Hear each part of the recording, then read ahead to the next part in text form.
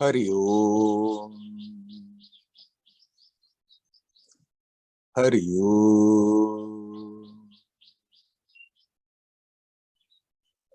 Hari Om.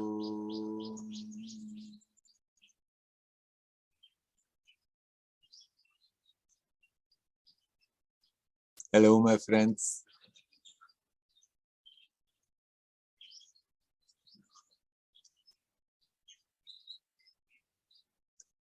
It's Christmas today, a time where people should be happy, should rejoice. I hope you can have happy, joyous celebrations in spite of the world situation.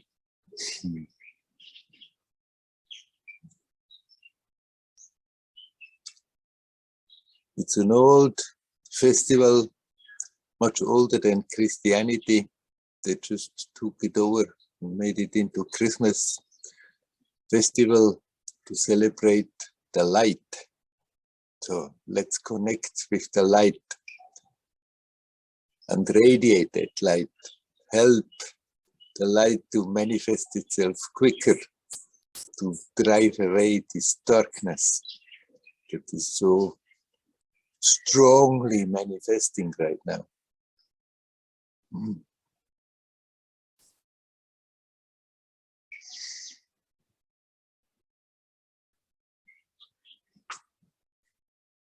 I will answer here a question of a friend. She wrote me, I feel so much anger towards my family because they reject me, because they are judgmental about how I live. They don't accept my way of life. What can I do? How can I be at peace and relax and love those who hurt me?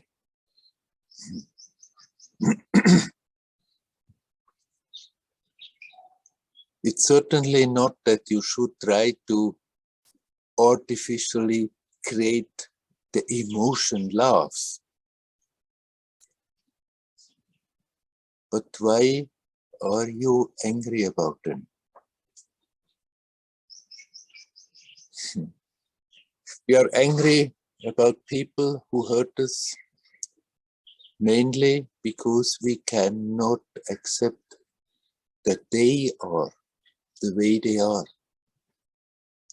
From their conditioning, from their viewpoint, they are right in what they feel, in what they do. And if we want to stop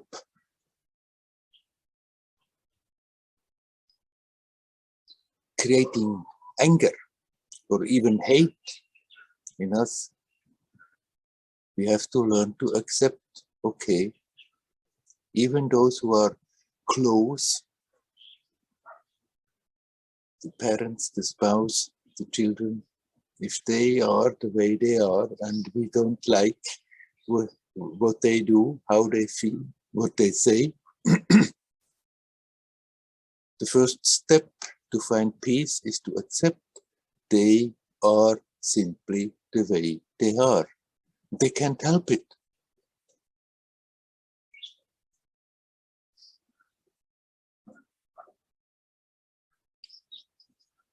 If we stop resisting against the fact that they are the way they are, then suddenly we can much easier let go of the whole story. Sometimes anger may come and then use that anger to look at the story and somehow undo the hooks that are there and let them go.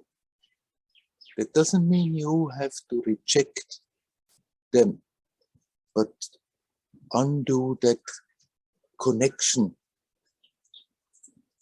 that goes so deep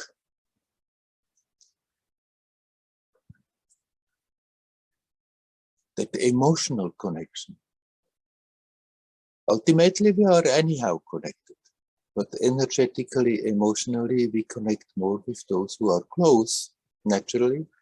In the family where we grow up, there are very strong connections, and often these connections are not very positive. And because of those emotional, energetic connections, we are tempted to hold on to anger. And all these emotions that keep on creating troubles. And if that anger comes, then use that anger to unhook that emotional attachment. It's not that you have to somehow try to create a wall around you, but remove the attachment. And the more the attachment is gone, the easier it is to be able to accept, okay, they are the way they are. That helps also them to detach, to relax more. And maybe that helps them to change eventually their mind. But there is no guarantee for that. But I am not more getting sucked into the reactions.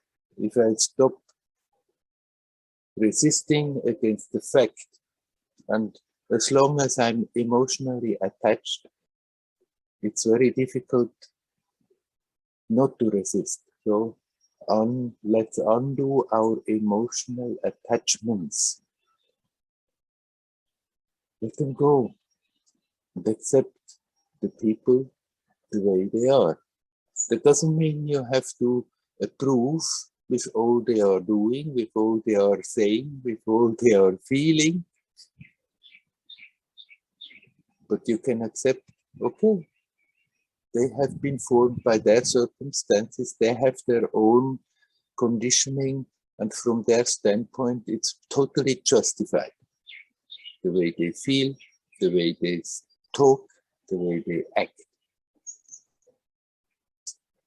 And if I can accept that they are the way they are, then I'm not more putting that wall, and even if negative emotions come from there, then they simply pass through, and we don't have to react with anger anymore. It's not that we have to create artificially the emotion love. The more we can accept people, the more love simply will be there, but not the emotional love, the real love, the awareness that there is deep down a connection which is not emotional, energetic, which is simply a fact. And the more we become aware of them, the more there is a natural sense of benevolence towards people, towards all living beings, towards the whole creation. It's not something we have to create, something we can become aware of that is simply there, naturally. But we can work on letting go of the negative emotions that we are producing by not accepting the way they are and then resisting to the fact, to the situation, and it comes again and again and again and again, we react, and so the mechanism gets ingrained.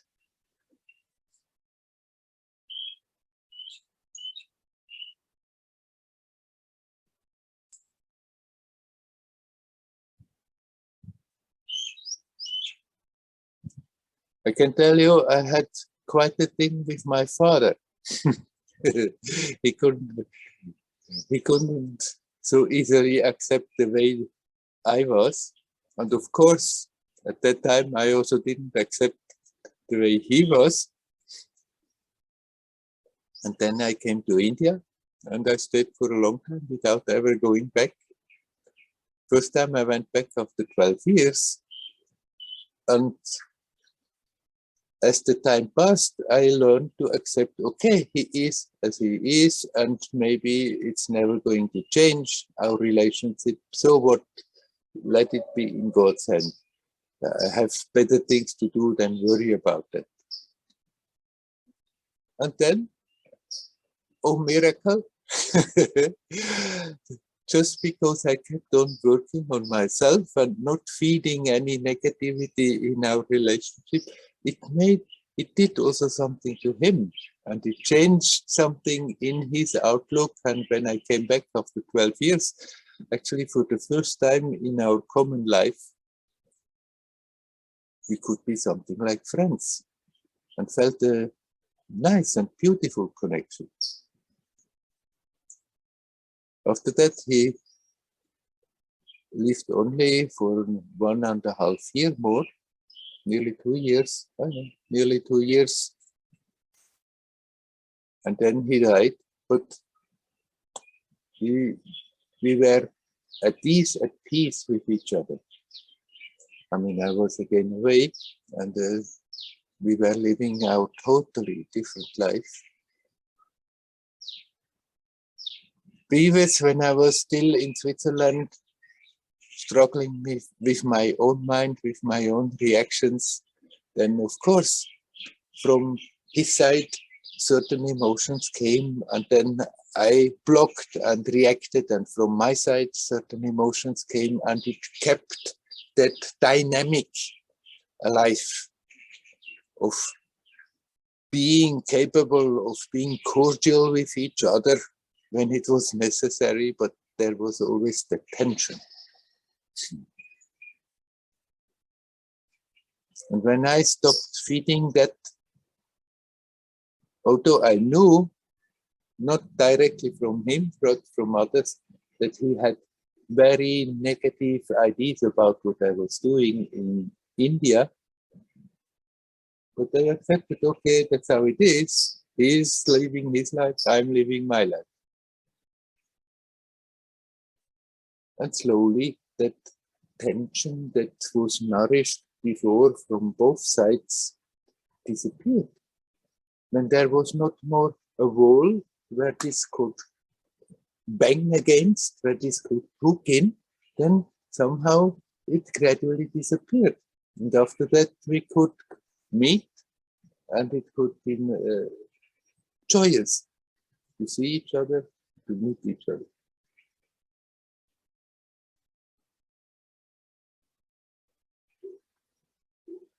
So don't try to do the opposite. Emotionally love somebody when you are angry about somebody. No, just detach from that emotional attachment and accept them and let go. And accept that maybe the situation is never going to improve. Maybe we'll never have a good relationship. It's all to the universe. Let it be in God's hand. But at least I'm not more feeding the negative way of connecting. And then there is a big chance that from the other side, the negativity also disappears. There's no guarantee, but at least we stop to hurt ourselves all the time by reacting and resisting and thinking things should be different. It shouldn't be like this.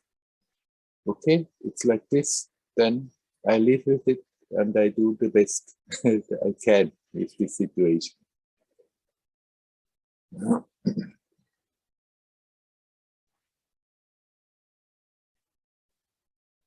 All right. Now I've been talking, so I invite anyone who would like to come in. Please come in. You are welcome. I see there are a few messages.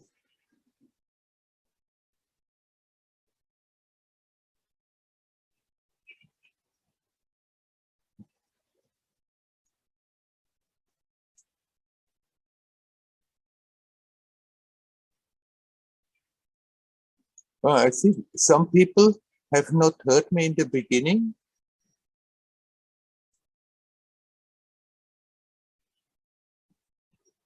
I hope this is okay. The last message is that it seems okay. Can you people hear what I'm talking? Aha, Patrick writes it was his mistake. So I think it's all right. Okay, is there anybody who would like to come in? Please come.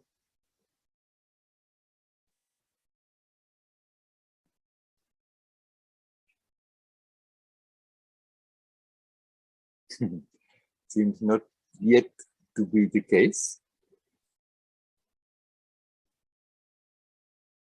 But I have been talking about how we relate to those who are close.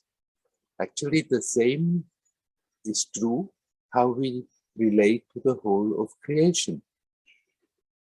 To this, for example, also to the present world situation. If we are in total resistance and think it's terrible, it's terrible, it's terrible, it should not be like this, then of course it's getting bigger and bigger and bigger, more and more a heavy burden we are carrying along. If we at the base can accept, okay, it is as it is, we just have to somehow go through that. If we hold on to the light, if we connect with the timelessness of the present, then whatever is happening cannot create this darkness, this pain that so many are experiencing.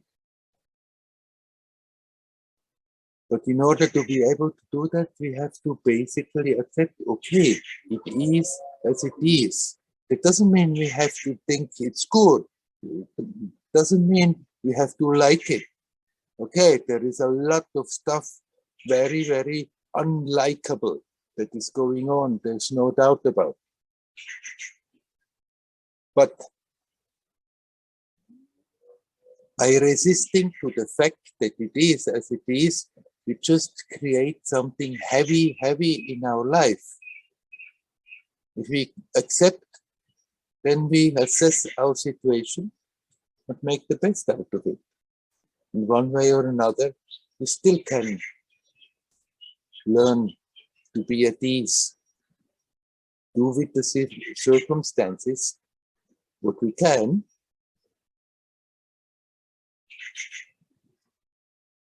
even if somebody feels they have to go out and fight against what's going on, still at the base, there can be that acceptance. Okay, things are the way they are. And somehow we make the best out of the situation from moment to moment. For many, it will be that they just stay at peace with themselves, connect with truth, connect with reality, and radiate the beauty and the light and the joyousness of it. For others, it may mean that they go out and do things about it. That is not the important part. The important part is that we don't spend our time and energy always resisting and think it's so terrible what is happening. It shouldn't be like this. The more we are indulging in that, the more it has the tendency to pull our experience into a darker and darker and darker space and feeling heavier and heavier. Let us connect with the light. Recently, I just overheard a short clip. There was an online thing, and I think that was some kind of a talk show, but online. And the mystic young lady was asked, what is our responsibility in this present situation, and her response was without hesitation that we don't get pulled into fear. The whole story is built up on fear that is manifesting right now around the world. It has been from the beginning very skillfully introduced in such a way to scare people, to create fear. And when we become more conscious, her response was perfectly to the point. Our responsibility is not to get ourselves pulled into fear. Accept the situation as it is. Don't be afraid. Connect with yourself here, now. You are invulnerable. What you are, essentially, nobody can hurt. Connect with that. And then there is no fear, and then there is no resistance. Whatever resistance we need to show outside may be all right, but I'm not emotionally resisting to the fact that things are the way they are. So it is with circumstances, so it is with situations, so it is in the relationship with people. They are the way they are, accepted, and then we can adjust our way of moving with them.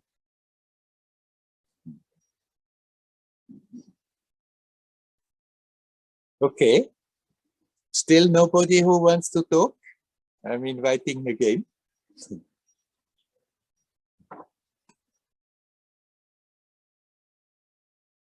We're also fewer people than usual. I guess a number of people are busy with Christmas celebrations with their families. Good for them.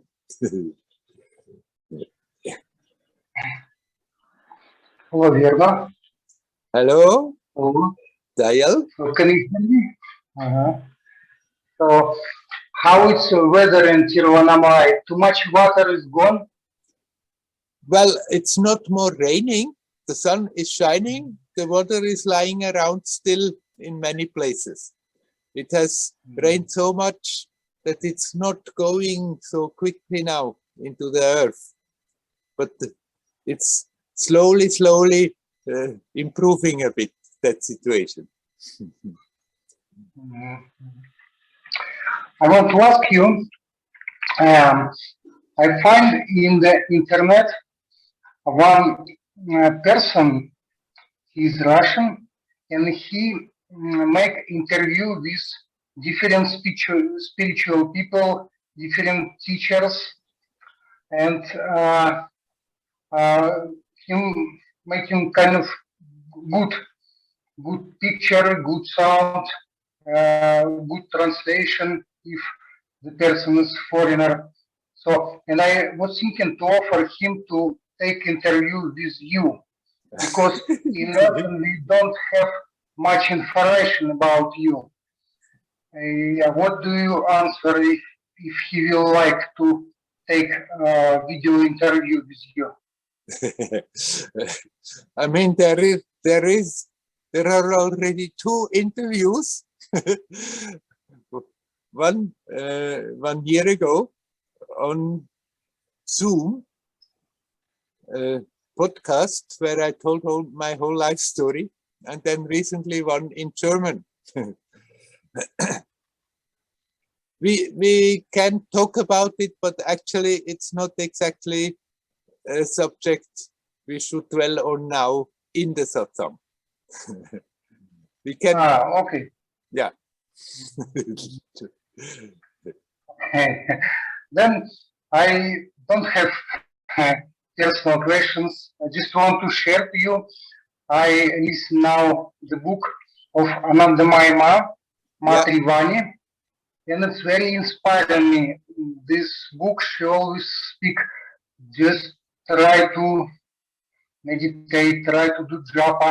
So it will always help you in different ways. So kind of inspiring me book. Yeah. And I before was ignoring it, but now I see so deep teaching and so simple she was giving. Yeah. So, and you are happy to meet her before. Yes, I haven't read that book. I heard that it's a very nice book. She was certainly great, being totally in tune with the essence. And so whatever came out of her was a blessing. Yeah. Okay, Hari Om. Hari Om. Hari Om, Dayal. We can talk privately, huh? Yes, I will write to you, yes. If you like, yeah. Yeah. Mm-hmm.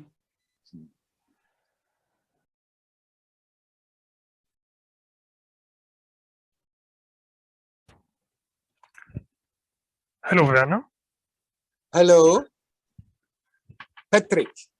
I nearly said again, Eric. Hello, Patrick. Hello.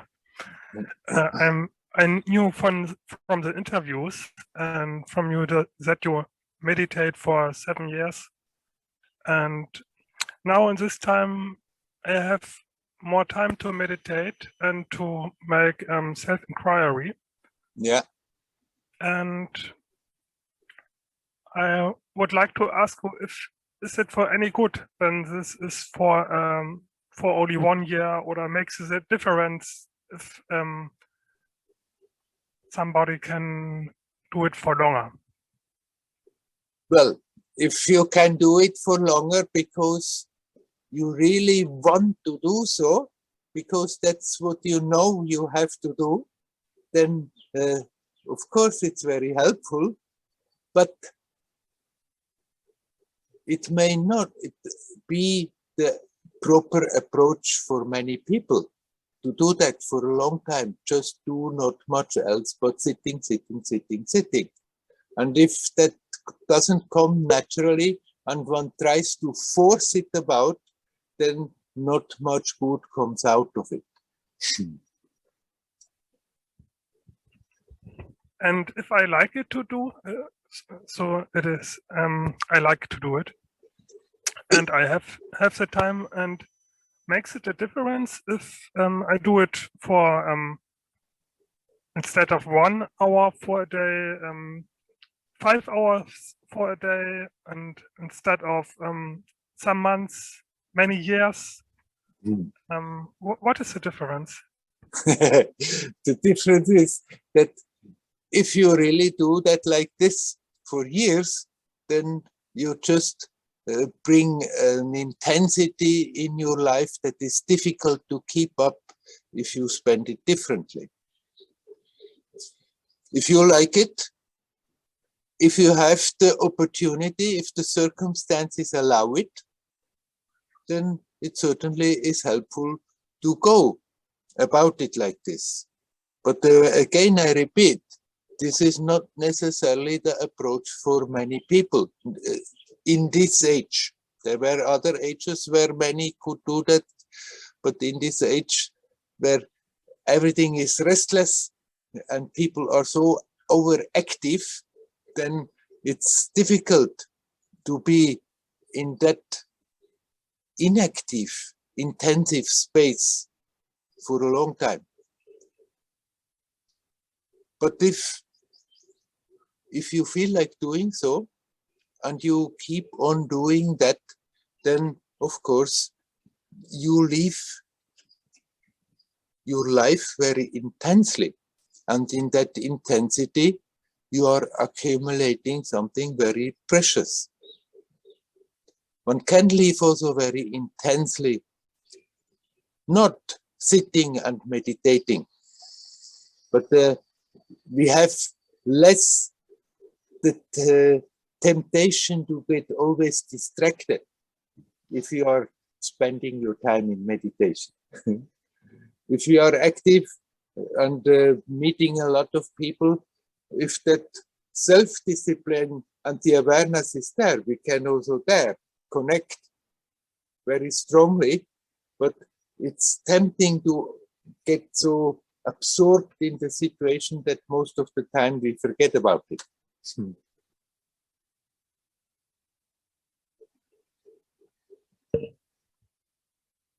Thank you. And Ramana says that we also in everyday life should, every time when a thought arises, stop them and asking to whom arises this thought.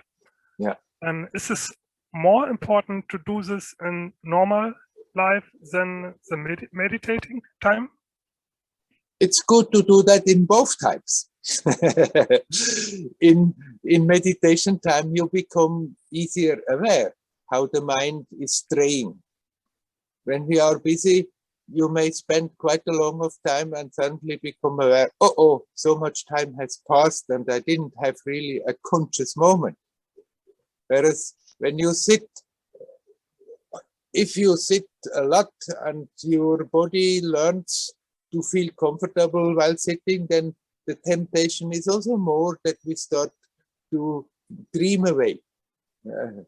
But still, if you are inactive, you have the tendency to become more acutely aware if the mind is going away. And so you spend less time letting it go before you understand, hey, come back home here now and relax. So it's, you cannot say it's more important in this way or in that way when you're meditating or when you're active. Just do it consequently whenever you become aware how much your attention is disconnecting from being consciously now here. Thank you very much, Werner. You're welcome.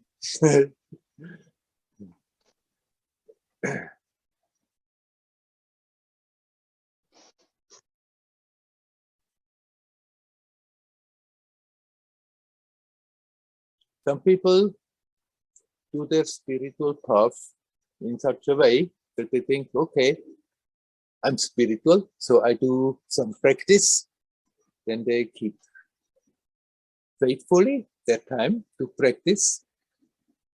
And in that practice time, there is a certain awareness, a certain concentration. And then they think they have done their job for that day and forget all about it for the rest of the day. It's certainly still better to do that than not to do anything. But of course, if we really want to find peace, if we really want to remove all those things that create tensions that stand in the way from being in that natural peace, then this is not a part-time job that we can do every day for some time and then forget for the rest of the time. It is very helpful if we have every day some time where we are doing nothing else, where we become more aware how the mind is working. And it gives the strength and the momentum that after that, when we are amongst friends, when we are in the job, when we are active with people, to remember easier than people who don't have those moments where they withdraw and are just focused on being consciously connected in whatever way they are doing.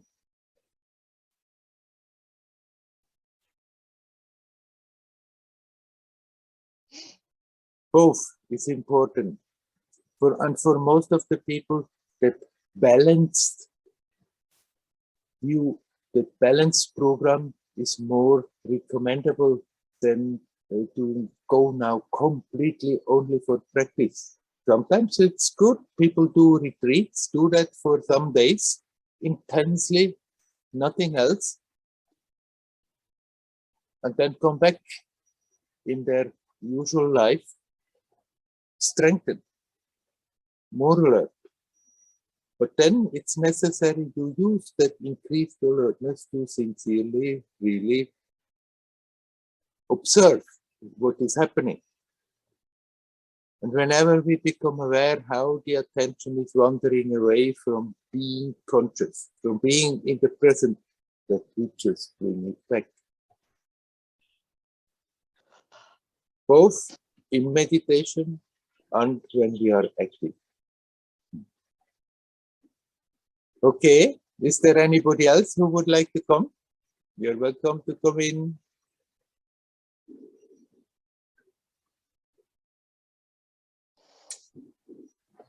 Hello, Werner.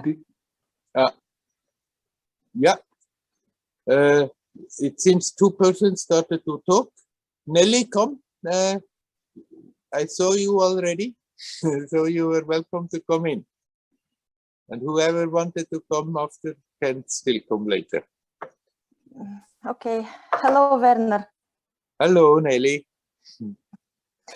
I wanted to say that what you said in the beginning about anger, yeah, about this work with anger, yeah, it's very helpful for me.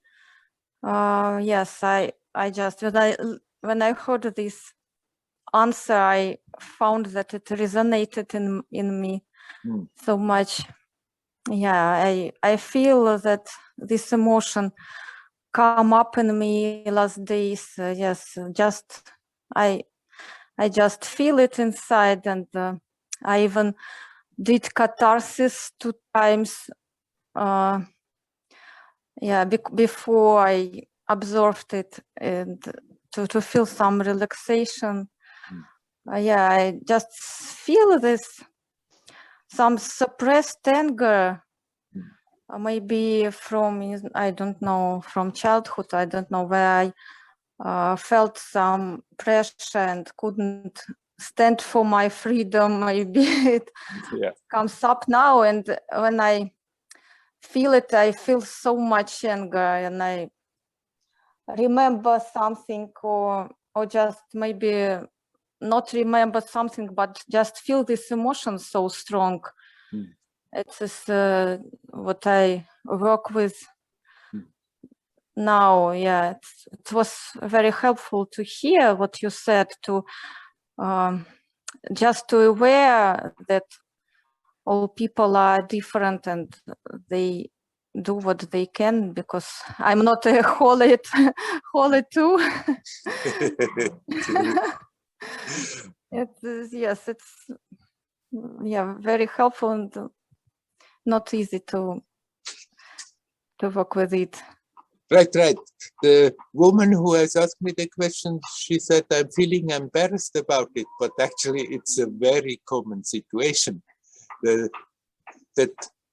the people we have been close with, we have grown up in a certain little community, the family, then most of the people are carrying stuff with them from that time, that the unexpressed anger crutches one has without being quite aware that they are there. And when it comes to the surface, then sometimes anger can be there. So when the anger comes, then don't resist the fact that you are angry either. Then let for a moment accept, okay, anger, come, be angry consciously, fully, wholeheartedly, and observe what it is doing. And if you are doing it like this and not always try to struggle with it, then you are not more feeding it with all those thoughts that brought the anger about. Then it's just the experience of the emotion.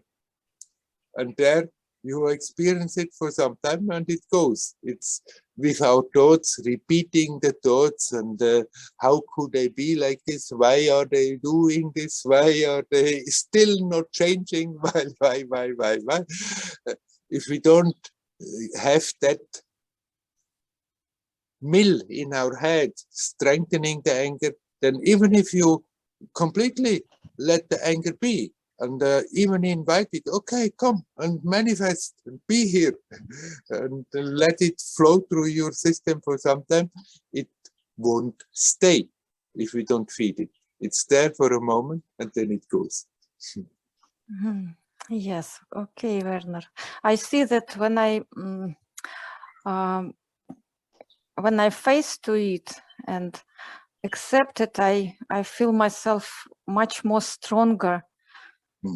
Like some strength comes out from me. What I was afraid before, didn't do before. Now, yes, I feel some strength. I feel it. Yes, so it goes slowly. So it goes slowly.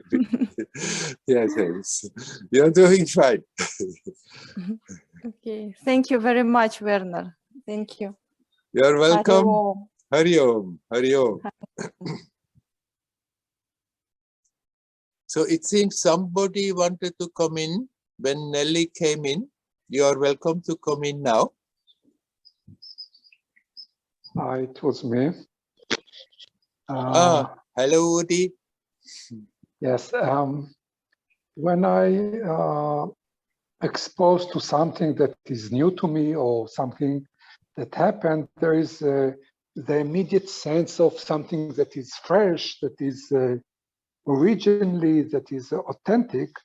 But immediately after that, I'm starting, at least me, to break it down to small pieces, probably as a process of trying to get it as a knowledge. Yeah. And by the end of this process, I lose all the primary fresh sense. Yeah. And my question comes, why we need that?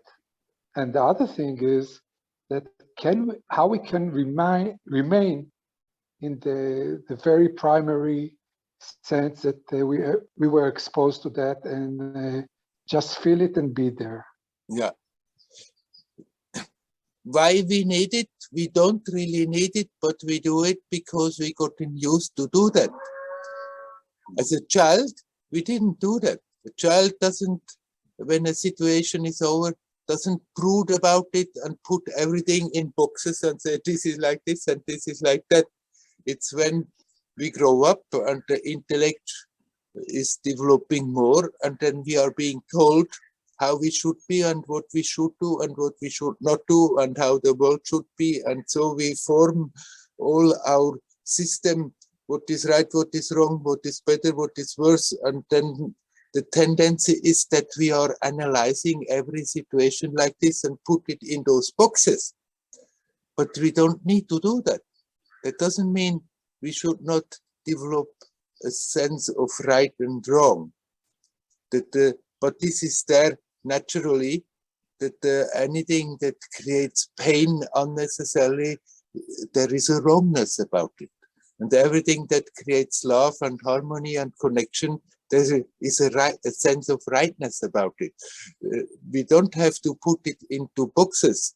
So somehow we have to come back and learn again that innocence we had when we were children, that we are open to meet new situations without after that cutting it to pieces and putting it in our boxes. So just observe when this is happening, when you meet people, when you come in a new situation, then after that the situation is there, and if you catch yourself, oh, I'm doing it again, I'm going over the thing and trying to rearrange everything to my value system. So why are we doing it? Because then we feel somehow secure. Then we feel somehow that the world, everything is under my control. It's an illusion. It's anyhow not. But the feeling is there that if I put everything into my usual way of thinking and feeling and judging everything a bit better, a bit worse, and this is nice and this is not so nice, then one feels somehow on top of the situation. But it's a false feeling. It's something that we have learned to create, and then after that there is that sense of feeling familiar with it. So just observe when this is happening and say, then at that moment, no, it's not necessary. There was just a situation, there was just a meeting, and it was very precious in itself. And now it's gone. It's a memory. I don't need to start to analyze every damn little thing about it. Well, we use the words of learning and the word of experiencing and whatever, probably in order to enhance our feeling of secure. Yeah. But from the other hand, we are losing the authenticity of event and letting the, I don't know how to call it, let the nature lead us to the right reaction. Right. Of course, we still can learn from situations, but it's not necessary that we always cut them down and try to judge the different aspects of it. But we can have from a situation a sense of, this is not the way. Something, somehow it creates a wrongness. And in a way that's already enough. We don't have then to go and brood about it and think every damn little thing through and think, oh, that aspect and this was not good and this word and this, that. And so, or this was now very good. And then when we think about all the details like this, then we all, without knowing, think, oh, I'm trying to learn in the way to be more secure, that if a situation similar comes, I already know I'm prepared. I know how I should behave and react. And if we learn to be innocent and spontaneous, then we don't need all that. Then those dealing with the situation, reacting to situations will come spontaneously, and it will at least equally as good as when we have been thinking about it all the time. So it's very, very important, because the ability to let go all our fears, yeah, is it can be looked something like abnormal, but usually those fears are like a jail for our mind and our soul. Yes, it will be looked upon as abnormal, because the normal is not really normal, it's simply usual. It's how it's usually happening. But it's not very normal, it's very abnormal, the normal. And it would be normal in the sense of natural to be unconcerned, much more unconcerned about things. And then if that innocence is there, if we are not feeling concerned always about everything, then there is a spontaneity again there that is much more normal than all the fears that we build up. And oh, I must always be careful to make sure that my image is not in any way put in danger. So thank you so much, and probably I will think over that all the week about the minor difference between usual and normal, but it gives a different sense of what we think is usual. Right. There's something wrong. The usual is taken as to be the natural, the normal, and it's not so. Yeah. It's just the habit. Look how little children can do things, and we think it's funny, and we think it's a beautiful expression of life. And then if grown-up people behave in similar ways, we think this is horrible. How can they behave like this? I mean, we don't have to become childish again and do childish, silly things. But we can learn again by watching the children, remembering, actually, I also functioned like this at a certain time in my life. We can regain that beauty, that innocence, in spite of having the intellect that we can use for common sense where it's appropriate. Thank you so much. And may the coming year will be much better for all of us. Let's pray for that. Huh? I'm doing that. Yes, right. Thank you so much. Ariel. Thank you. Hari Om. Hari Om. Ariel.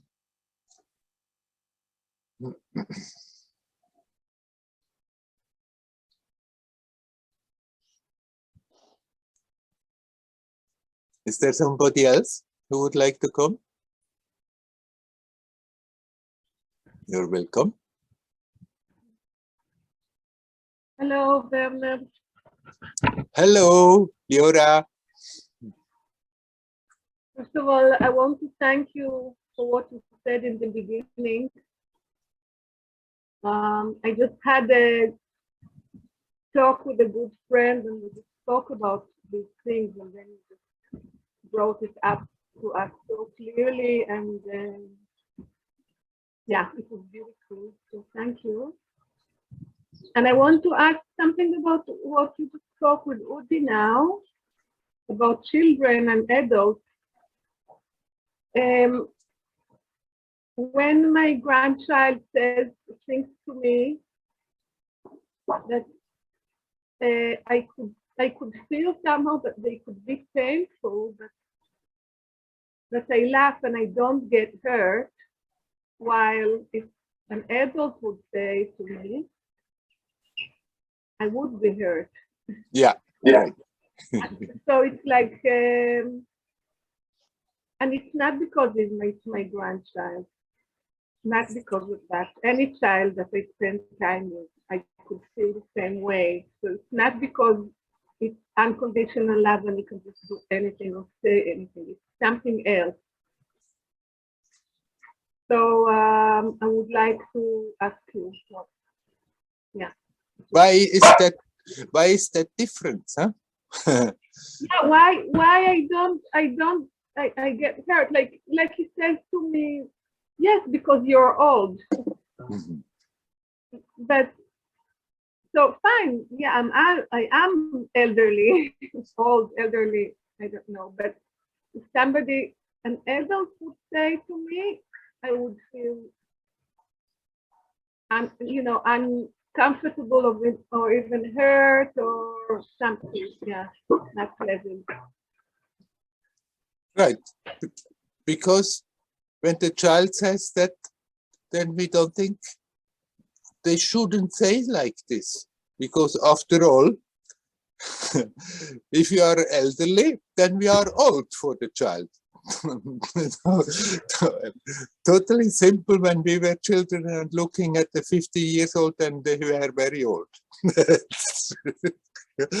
But then we grow up and we have that funny thing that in our society that everybody should be young.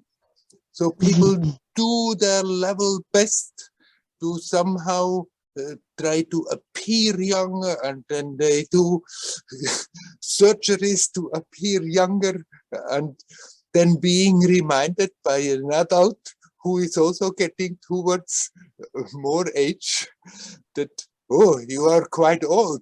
Then one feels, no, they should not talk like this, that is not right, but of course it's right.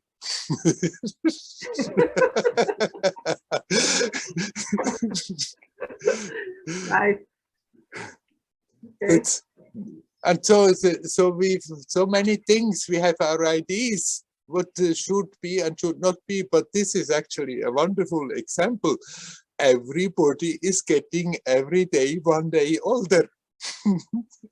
And so what? Yeah. What's wrong with it? There's nothing wrong with it. Why should we always desperately try to appear totally youthful, we can become older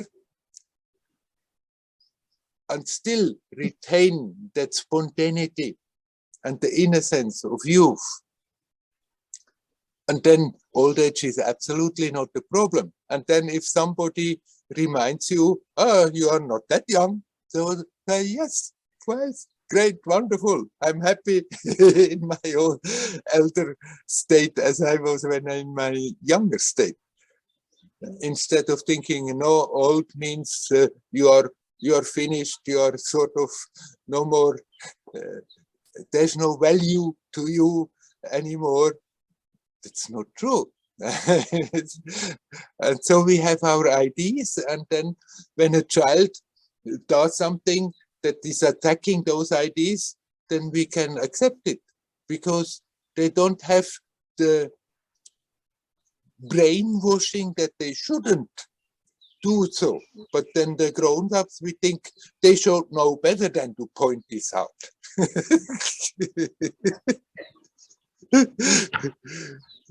Okay, so they have the privilege to say the truth. Right. Somehow in other subjects also. And yeah, because all the brainwash, the culture, the habits of the mind actually put a kind of a, yeah. I mean, No. also when a child is, children very early learn this also. Unfortunately, they can also on purpose try to hurt you. And then you can also tell the child, hey, this is not right to do so. But they can do so many things. They can say so many things, and we absolutely don't react. In contrary, we think it's funny.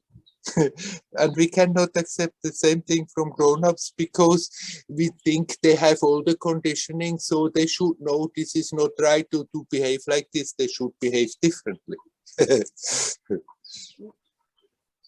That's interesting how it sort of makes it heavier. I remember, I even told you this with my grandchild, the girl, the little one, when she hits me on my face. And then I taught her how to rather hit me on my face. She can go like strike me and like say nice, nice. So it's sort of sad and a bit, I'm not sure I understand it, why, yeah, we grow older and then it changes our perception somehow when I'm with a child or when I'm with an adult. And that's weird. That's a bit strange, because why can't I actually be with adults? If somebody hurts me, I can tell them you hurt me, and then show them how not to hurt me, how they could do something that could make me feel good. Right. And then things become complicated when, yeah. The thing is, we take adults much more serious. And that is also a mistake. I mean, children should be taken serious.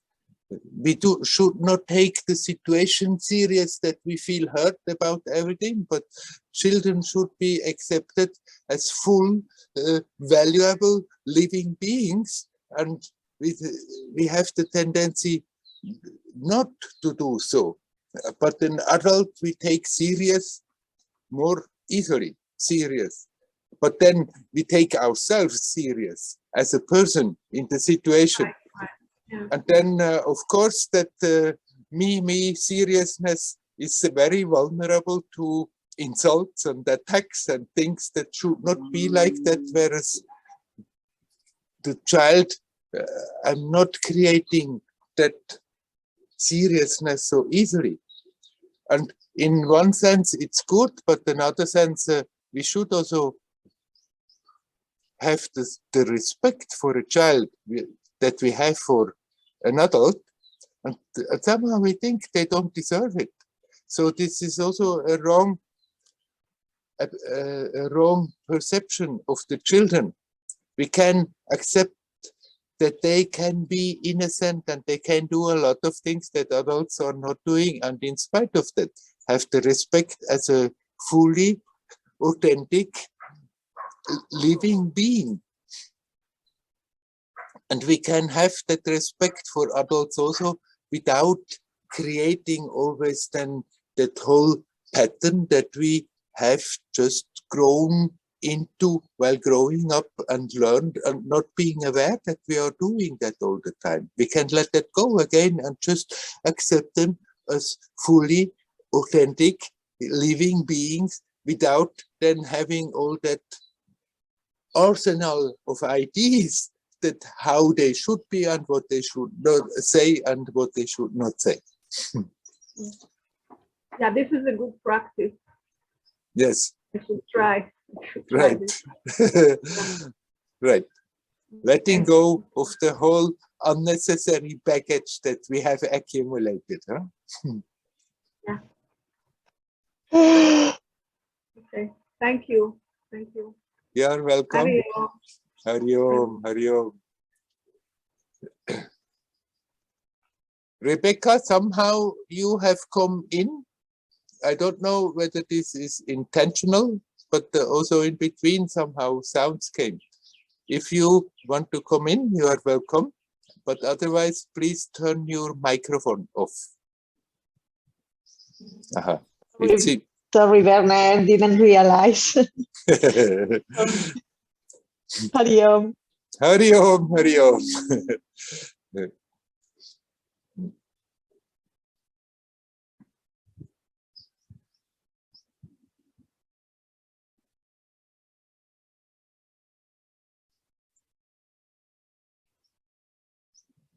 We all have still that innocence in us that we had when we were little children.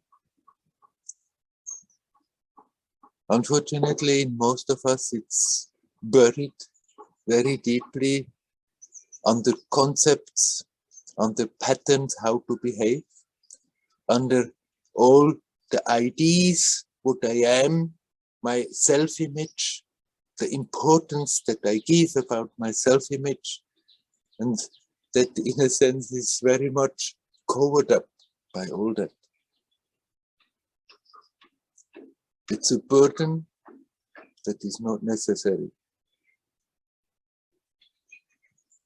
It's a burden that many people would say, as we have used that word before, with Woody, it's normal. No, it's not normal. It's just usual. It's how this present society is functioning. We are trained to think and feel and behave in a certain way, not being aware how much unnecessary burdens that we are accumulating and then carrying along, just because it's usual. And then we think that's how it is, it's normal. It's not natural. We can, even as adults, let that stuff go again and become as spontaneous, as innocent as a little child. That doesn't mean we have to throw away our capacity to think reasonably. Something which is quite underdeveloped in little children, we have learned it, and that's a valuable thing that we have learned. But unfortunately, instead of just using it where it's necessary to function reasonably, then we are applying that to so many things where it's not necessary, preventing that natural beauty and spontaneity to express itself. We have to become again like children, but we don't have to become children. We don't have to become childish, and we don't have to start to play with puppets and make little cakes in the sand. We don't have to behave reasonable, but we can learn to regain that beauty, that spontaneity, that innocence that children still have. Often started to get overshadowed very early in their life, but still it's there. Everybody can see it, everybody can appreciate it, everybody can feel it with children.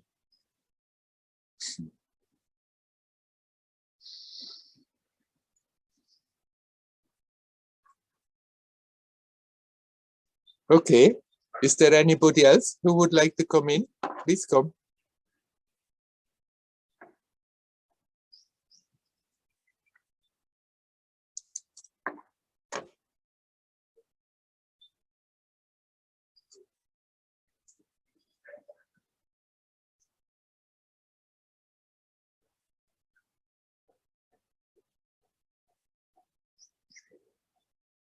Nobody seems to have questions for today.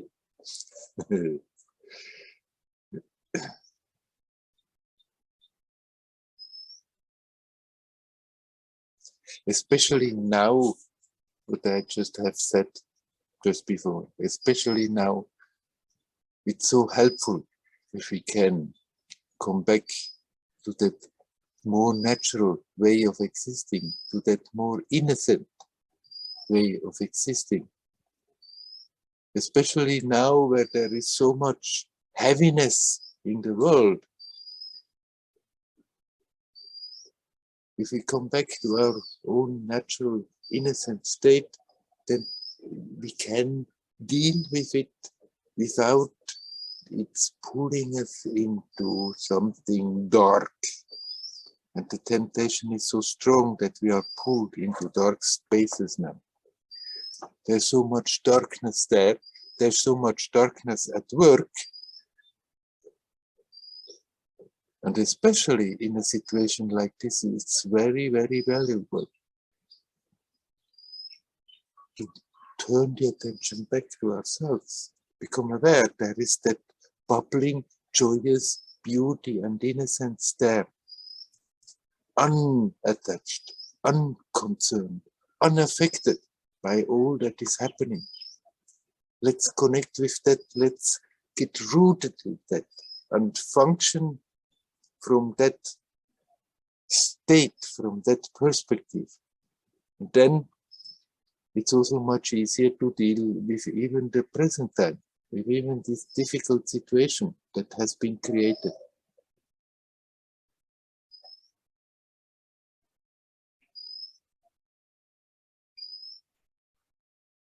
And in that sense, we make our own life full of light and joy and beauty.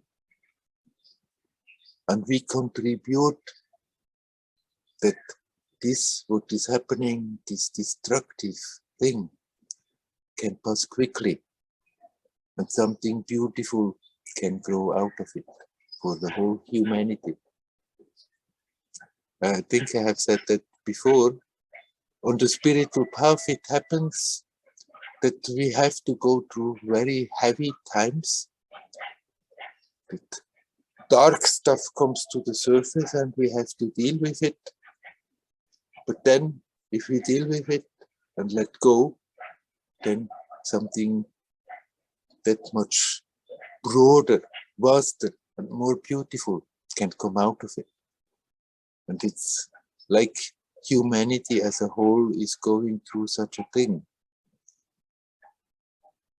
That the darkness that has been in charge for such a long time and influencing the human history so strongly is manifesting extremely now. More than many people realize. But it's just a difficult period we as humans have to go through, and then we can let go of that. And it doesn't have to be in charge anymore. And something beautiful, vaster, more harmonious, more joyous can grow out of it. The same as it is happening in the personal development, it can happen, it will happen in the development of the whole human race.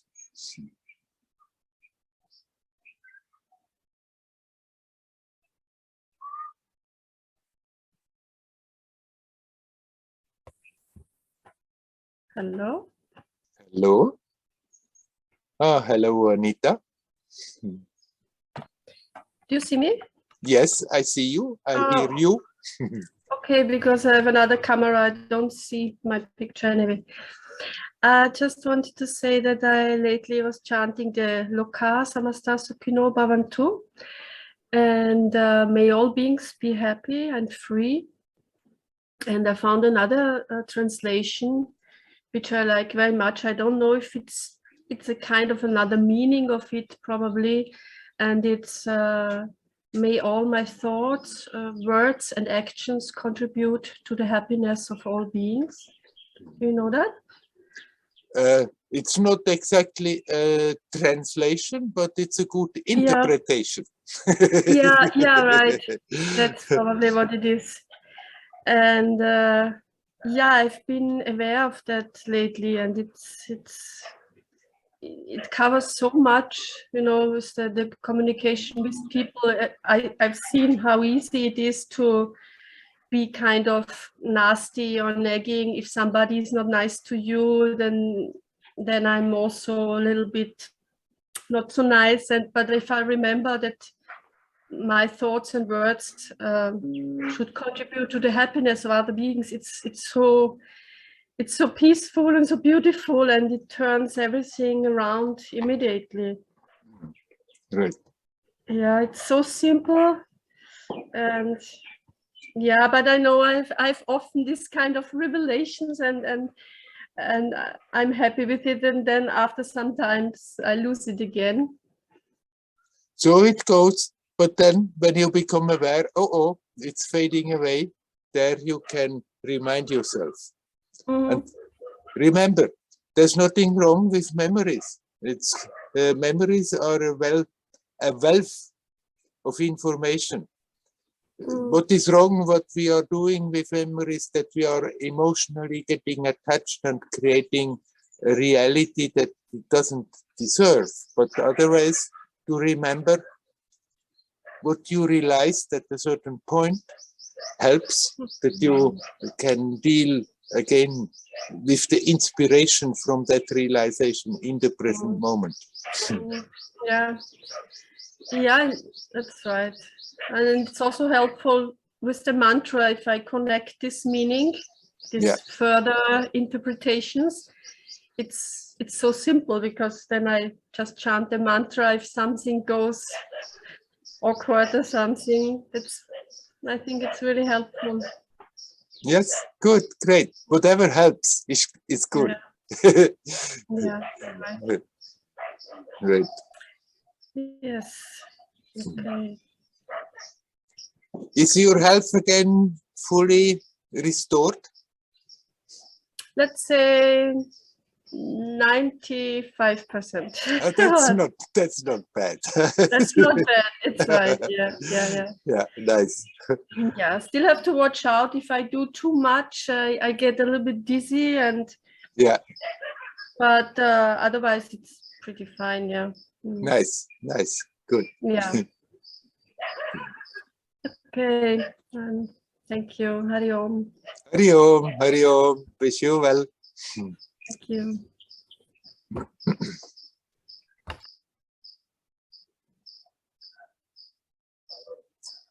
Is there anybody else who would like to come?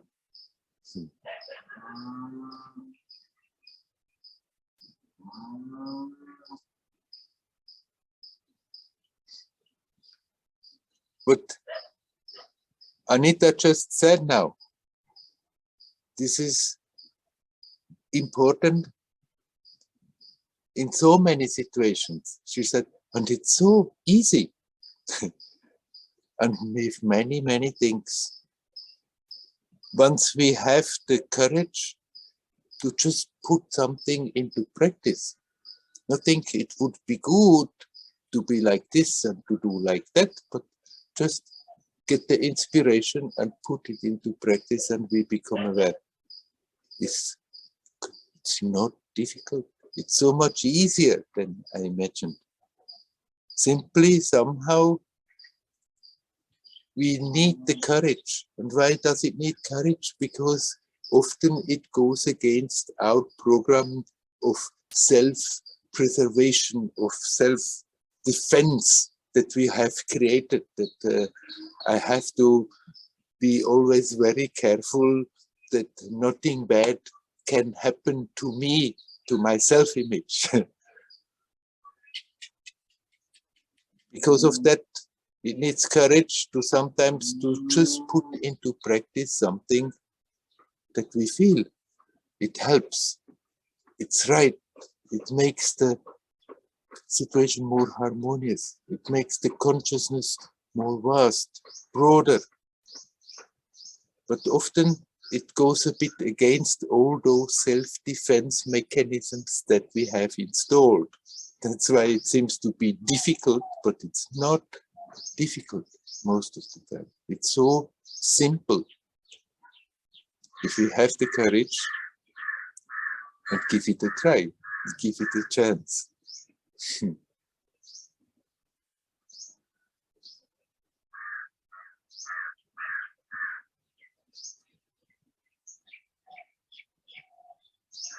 Most of it on the path of self-development is not difficult. It's not complicated. We make it difficult because we are afraid of letting certain things go, of not doing certain things that we have been doing, thinking we feel we are more secure like this. We make it complicated because we think about it and look at the pros and the cons and the dangers, and instead of just simply go for it.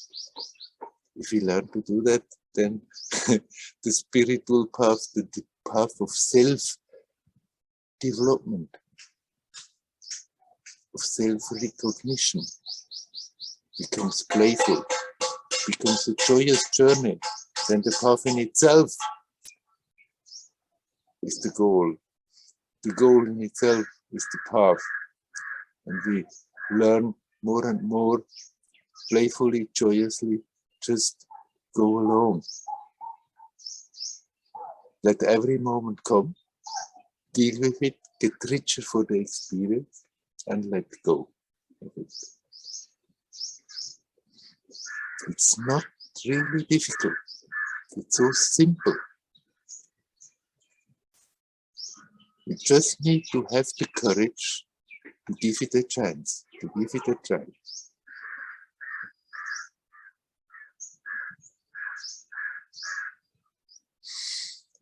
Okay. Is there anybody who would like to come in right now? Seems not to be the case. So I'm going to turn off the recording. Hari Om, Hari Om, Hari Om.